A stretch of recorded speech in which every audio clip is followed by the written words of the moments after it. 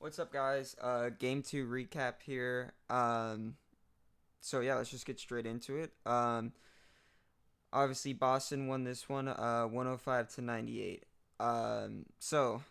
As we see in this one, Drew Holiday has a monster game. 11 for 14 from the field with 26 points. Also tagged on 11 rebounds, which is insane. We also saw Jason Tatum, another subpar performance, only 6 for 22 from the field, 18 points. He did have 12 assists though, and I feel like Tatum, some of his shots, like I don't feel like they're bad shots. I just think they're not going in right now, and I think that he's actually making the right decision most of the time. Um, and it's actually kind of funny. I feel like the Celtics are like a team of like a bunch of, or at least like Porzingis, Holiday, White, Horford, Tatum, Brown. Those six guys are all like quality players on any team you put them on. I feel like they're all just like super unselfish, and I feel like that really reflects Joe Mazzulla. It almost seems like the Celtics are like a high school coach want their basketball team to be. They're just super unselfish, always looking for the best shot, um, and they're super entertaining to watch because the ball movement is just super quick. You don't really see it get stuck that often, and if it does, it's usually Jason Tatum, Jaylen Brown, going to work one on one. Um, uh, Also looking at the Celtics here, we had Kristaps Porzingis. We saw a couple times where the Mavericks would switch the ball screen still, like we saw in Game One, and so you'd end up getting someone like Josh Green or Kyrie Irving on Porzingis, and he just shoots right over them. It's automatic bucket. Um, so I think if you're the Mavericks, you gotta try to limit the way or limit the amount of times you switch on Porzingis because he's getting a bucket like 90% of the time right now. Whenever they do switch, it's kind of like the Celtics, how they're guarding Kyrie. If you look very closely, they're actually not switching whenever Al Horford's involved with the screen with Kyrie Irving. So let's say Drew Holiday's guarding Kyrie Irving with the ball, and Gafford sets a screen. So what they're doing is Horford isn't setting or isn't switching to get Kyrie, um, and instead Drew Holiday is having to fight over the screen. And I think that the main reason why they do this is because Al Horford's not very he's not fast, so he's gonna get blown by Kyrie. Uh, Opposite with Luca. Luca's very slow, very like skillful. So Al Horford can stay in front of him and not get blown by, but Kyrie, it's kind of like Al Horford's definitely got the disadvantage there. Um, so yeah, overall with the Celtics, pretty solid all around game. Only thing that really stood out to me was their 3 point shooting, 10 for 39, 25.6%. Obviously, most likely going to be their worst shooting game in my opinion. Just looking at their historical trends over the season, they average like at least 35% from three every game. 95% of the line. That's big. Especially when you look at the Mavericks, who went 66.7%. Um, and that's another talking point I wanted to discuss is the Mavericks free throws. They're really struggling, especially this series. We saw last game. They also shot in the 60% or 60%. And that's if you make those extra 8 points, you're winning the game 106 105, so it's just something to look on, something to just keep note on for this game three coming up. But yeah, let's go over to the Mavericks side of things.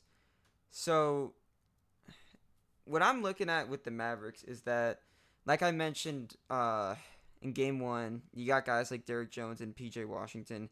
They're not really quality shooters from anywhere above the corner. We did see PJ Washington hit like one of the first buckets of the game with the wing three. But I mean, other than that, you had Derrick Jones Jr. He shot like I think it was a right wing three, and he just airballed it. It doesn't seem like they're very effective from anywhere outside the corner. Same with Josh Green, really. Um, like they're good shooters, but if they're not getting catch and shoot from the corners, um, it's more likely than not it's not going to go in.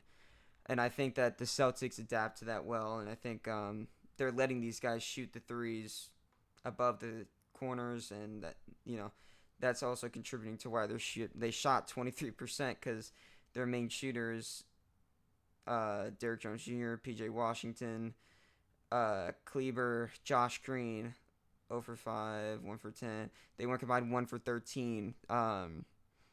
You can't have that for your main shooters. You got to have them going at least mid 30s to 40 percentiles, or 35 to 40% from three. To have a decent shot. In this game, Kyrie also struggled. 7 for 18, 0 for 3 on threes, 16 points overall, had 6 assists with 2 rebounds in 41 minutes. So the thing with me, what I think about Kyrie is I can't tell if it's like the crowd getting in his head or like there's some sort of pressure he's feeling because he's been here before. He's been on the biggest stage going against a super team, down 3-1, where he won. But it's like I feel like the Celtics fans were kind of getting in his head these first few games. Like I remember I think Tatum was shooting free throws and just out of nowhere you hear the Celtics fans chanting Kyrie sucks and like he wasn't involved in the play at all. So it's just kind of out of nowhere. But I guess game 3 when they go back to Dallas, we're really gonna be able to see how much that home crowd of Boston has really been affecting them. Luka, he had a really good game today, 32, 11, and 11. Did a lot better of a job today getting his teammates involved. As we saw Thursday, he only had 1 assist. He had 8 turnovers though, and there was a really big one where I think it was Derek White and Drew Holiday. They kind of played like back and forth with Luka a little bit. It was like Luka tried to throw a pass, and then I think Drew Holiday tipped it, went back to Luka. Luka threw it up court. Derek White stole it, threw it up to Drew Holiday, or he threw it up to Al Horford, and then Al Horford hit Drew Holiday. He hit a 3, and that was pretty big in like limiting the Mavericks and just expanding their gap overall late game. So yeah, if you're Luka, I think you played really well. You just got to limit your turnovers. And then you're also seeing a lot more of the Celtics trying to switch on to Luka, and I wonder. So going into this game, Luka was questionable due to like there was like 3 injuries. It was kind of crazy. I wonder if the Celtics are trying to take advantage of this and they're trying to get this matchup on Luka so that they can try to get an easy bucket. And we saw a lot where Luka, you know, over the course of the playoffs at least, he's been playing pretty solid defense. Today was like, below what we're used to, but I wonder if him being hurt was, incorporated into why the Celtics were trying to go at him.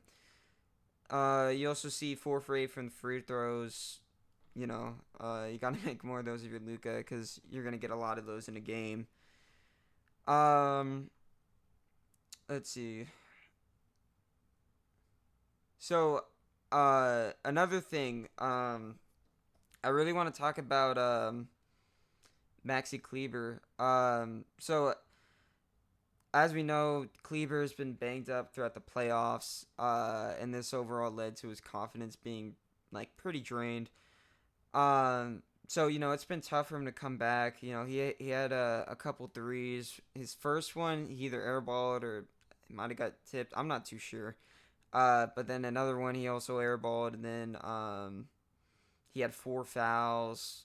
0 for 4 overall in 16 minutes. Like, that's, it's hard because he's your only floor spacing big man that you can put out there on the court.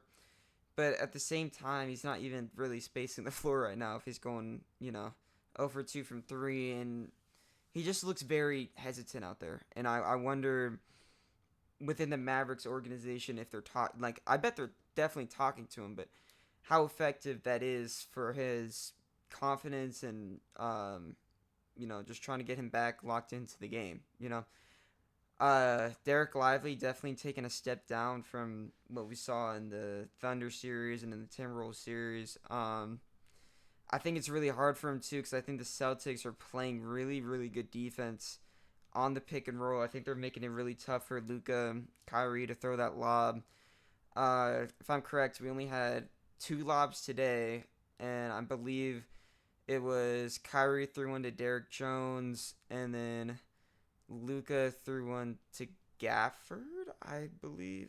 And that might be flipped. I'm not too sure, but they weren't off pick and rolls. They were off of like fast break or just nothing off pick and roll. So I think that them getting neutralized by the Celtics defense, who was I believe the second best defense in the NBA, that's big. Because that's like their bread and butter. That's like 2018 James Harden step back three, or their lineup with Luka, Gafford, it's very similar to Harden and Capella in my opinion. It's just Luka doesn't really do as many floaters as you saw Harden doing. Something else, Jaden Hardy, only 2 minutes today. Interesting for me considering that he had recently been playing a lot more, especially last game. I remember he played more.